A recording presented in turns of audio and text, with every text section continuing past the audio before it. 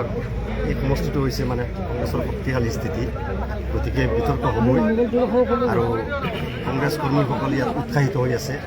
বহুত বছৰৰ মূৰত কংগ্ৰেছ পাৰ্টীৰ নিৰ্বাচন খেলিব বুলি হাতৰ প্ৰতীকত নিৰ্বাচন খেলিবলৈ ইয়াত প্ৰস্তুত হৈ আছে।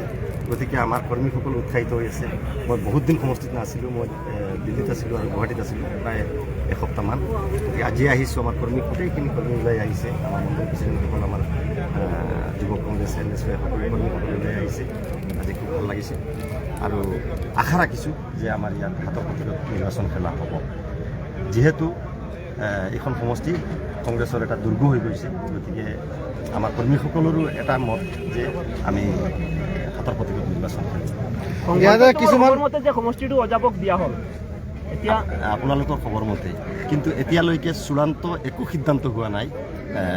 আমাৰ সভাপতিৰ বাক্য নিশ্চয় শুনিছে। আমাৰ হাইকমাণ্ড গৌৰৱ গগৈৰ ইতিমধ্যে কালিও এই সম্পৰ্কত এটা বাইট দিছে যে চূড়ান্ত এতিয়ালৈকে একো হোৱা নাই সকলো দলৰ লগত।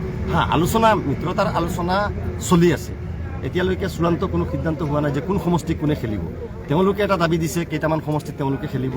আমাৰ দাবী আছে, আমাৰ কংগ্ৰেছৰ দাবী, আমি ইমানটা এইটো সমষ্টিত খেলিম।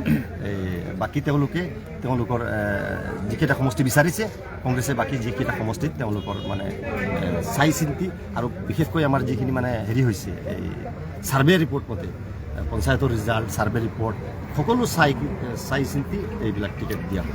দেখা গৈছে কিছুমান আপোনাৰ কৰ্মীয়ে বা অন্য কিছুমান আপোনাৰ শুভাকাংক্ষীয়ে অভিযোগ কৰিছে যে নগাঁৱৰ এগৰাকী প্ৰভাৱশালী নেতাই তেওঁৰ সমষ্টিখন সুৰক্ষিত কৰি ৰাখিবৰ কাৰণে আজমলৰ লগতে গোপনে বুজাবুজি কৰি এইখন সমষ্টি তেওঁ বেলেগৰ হাততে বা মিত্ৰ দলক দিছে।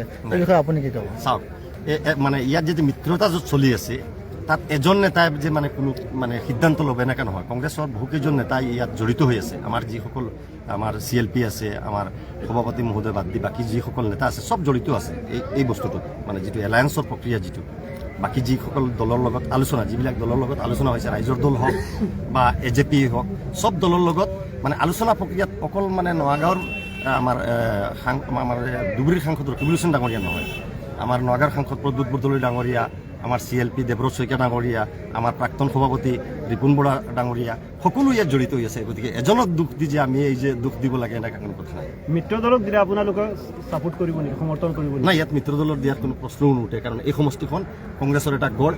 মিত্ৰ দলৰ ইয়াত কোনো হেৰি নাই। মানে যদি মিত্ৰ দল শক্তিশালী হয়, আমি মানে হাঁহি কম যে সমষ্টিটো এৰি দিব লাগে।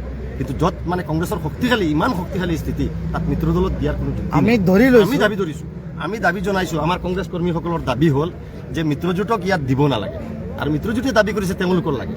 গতিকে আমাৰ দাবী হ'ল প্ৰাপ্য দাবী, আমাৰ কংগ্ৰেছ কৰ্মীসকলৰ প্ৰাপ্য দাবী, কাৰণ দুইবাৰ হ'ল এই সমষ্টিখন মানে এলায়েন্সত দিয়া প্ৰক্ৰিয়া। গতিকে এইটো কোনো পধ্যে মানি লোৱা নহয়, কংগ্ৰেছৰ কোনো কৰ্মী মানি নোলোৱা। আমি ধৰি লৈছোঁ যদি মিত্ৰজোঁটক যদি দিয়া হয়, আৰু যদি কোনো প্ৰশ্নই নাই, যদি কিয় আৰু যদি আমাৰ কংগ্ৰেছ কৰ্মীসকলৰ যদি বুলি কোনো মানে নেকি? যদি নামানে, যদি ৰাজনীতিত কোনো যদি নাই, ইয়াত কংগ্ৰেছে খেলিব। আমাৰ কংগ্ৰেছ কৰ্মী, আপোনাৰ কথাটো ৰেকৰ্ডিং হৈ আছে, আপুনি যদি নামানি আছে, আমি কৈ আছো যদি দিয়া হয়, তাৰপিছতো আপুনি কৈ আছে 100%। তাৰমানে কোনো মানে ৰাজনীতিত কোনো যদি নাই। মই বাৰবাৰ 100% ইয়াত টিকেট হ'ব। কিয় টিকেট নিদিব? আমাৰ আশা হাইকমাণ্ডৰ ওপৰত আমাৰ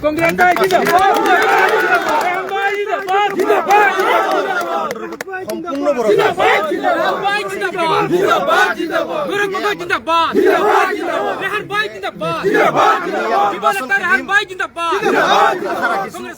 হাইকমাণ্ডে আমাৰ কংগ্ৰেছ কৰ্মীৰ বেদনা এইখিনি বুজি পাইছে ইতিমধ্যে, আৰু মই কিছুমান মানে আমাৰ কিছু হাইকমাণ্ডৰ লগত কথাও হৈছে, তেওঁলোকে এইটো বিষয় লৈ আলোচনা চলাইছে।